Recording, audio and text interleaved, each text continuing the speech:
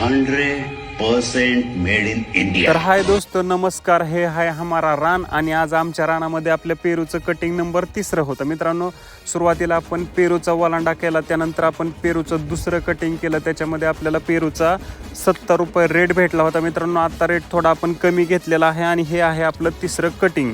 मित्रांनो, पेरूचं कटिंग सुरू असतानाच आपल्या ऊसाच्या लहान लागणीवरती पाणी सुरू होतं. मित्रांनो, सुरुवातीपासून जे काय दाऱ्याचं काम असेल ते आमच्या अण्णाकडेच असतं आणि आज पण अण्णाकडेच आहे. मित्रांनो, पेरूचं कटिंग सुरू असताना तिथं स्वरा पण आली होती, तिला काय त्याचे फोटो काढायचे होते. मित्रांनो, पेरूची ही आपली व्हरायटी आहे VNRB आणि तुम्ही मालाची क्वालिटी पाहू शकता. मित्रांनो, आपला पेरू कसा आहे तुम्हाला जर आवडलं तर कमेंटमध्ये नक्की सांगा.